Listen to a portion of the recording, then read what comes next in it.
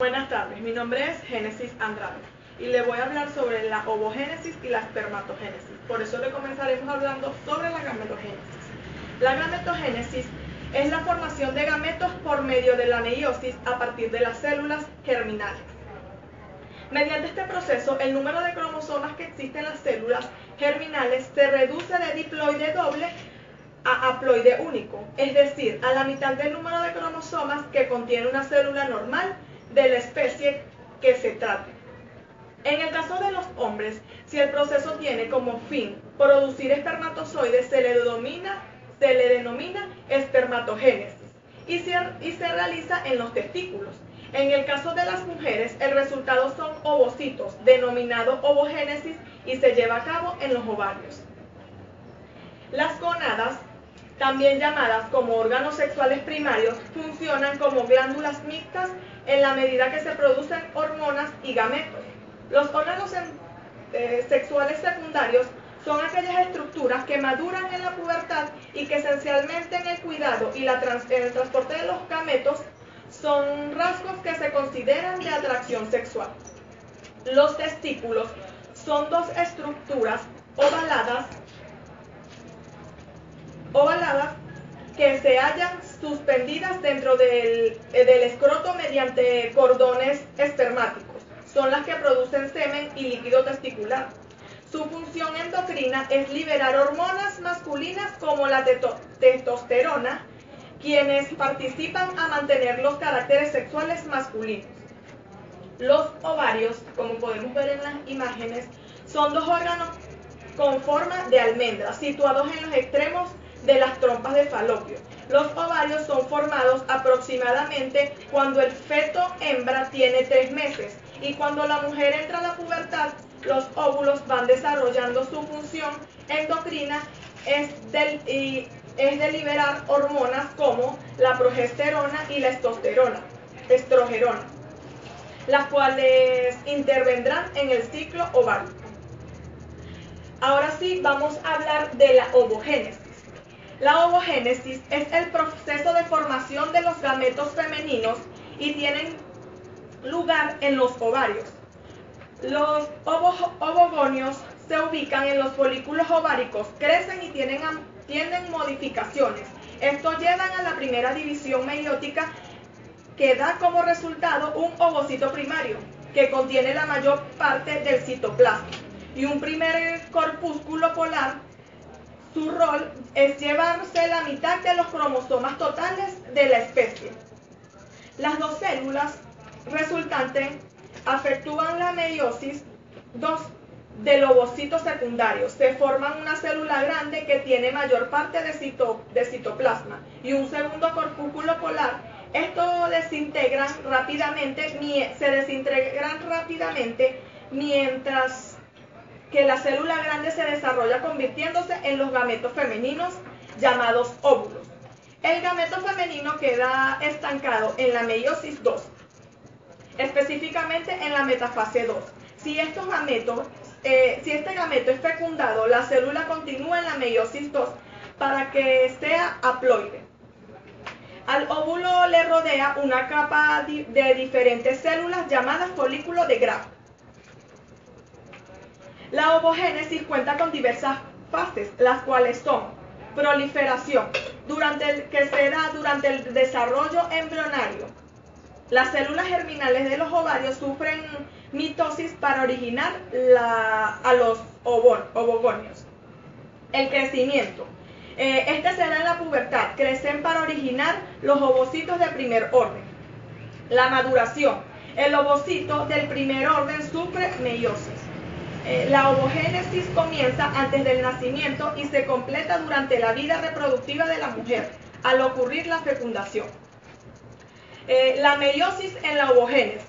El gameto femenino provee al futuro embrión, además de su núcleo haploide y reservas de enzimas, orgámelos y sustratos metabólicos. Algunas especies producen miles o millones de los óvulos a lo largo de su ciclo de vida, como los erizos de mar y las ranas, mientras que otras especies solamente producen unos cientos como los mamíferos. En las especies nombradas primero existen células madres llamadas ovogonias que perduran durante toda la vida del organismo, replicándose y autorrenovándose.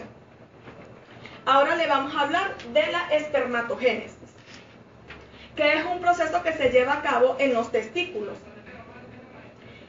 o gonadas, las cuales son glándulas sexuales masculinas. En su interior se encuentran los túbulos semíferos, pequeños conductos enrollados de 30 a 60 centímetros de longitud y de 0.2 milímetros de diámetro. Cada uno de los testículos contienen alrededor de 1 millar de túbulos seminíferos.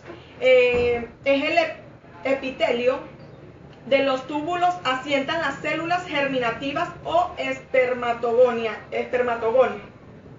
y la liberación del empaquetamiento del ADN de los espermatozoides en la pubertad.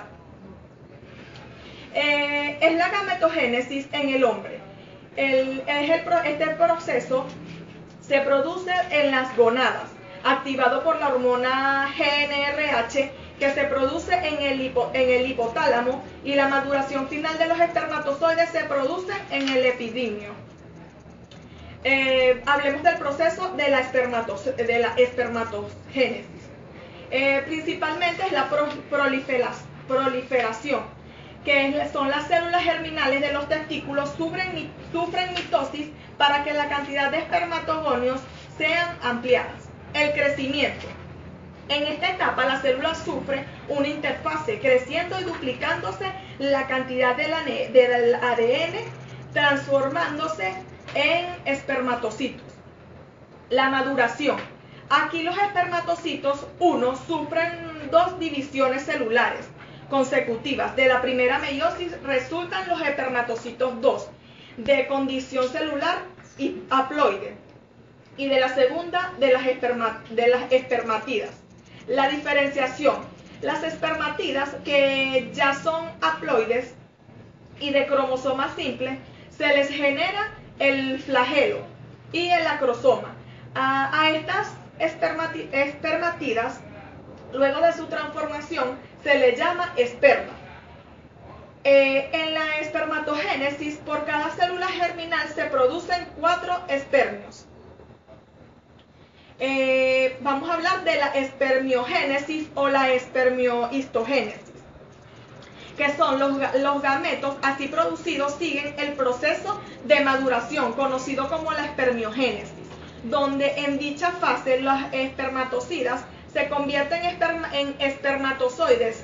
Para ello se reduce el citoplasma, el núcleo de la célula se alarga, queda la cabeza del espermatozoide, generando la forma puntiaguda característica de este tipo de célula, y finalmente esta forma el flagelo que permite el movimiento.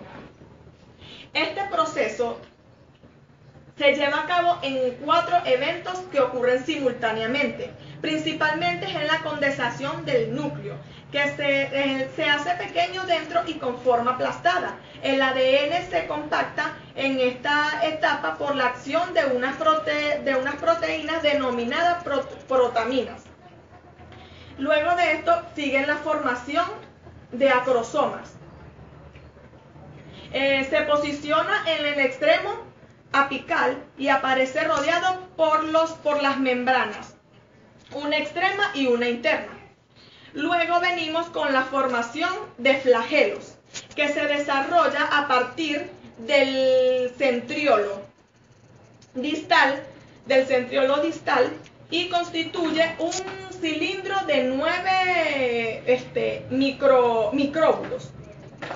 Y por último tenemos la reducción del citoplasma. El citoplasma de la espermaticida o fagoticida por las células Sertoli, o se abandona en el interior de los túbulos. Puede permanecer unido al espermatozoide, cierto tiempo. Además, dichas células Sertiolis forman la barrera hematesticular que no deja pasar ningún tipo de célula inmunogenética. Espermatogénesis o espermatocitos.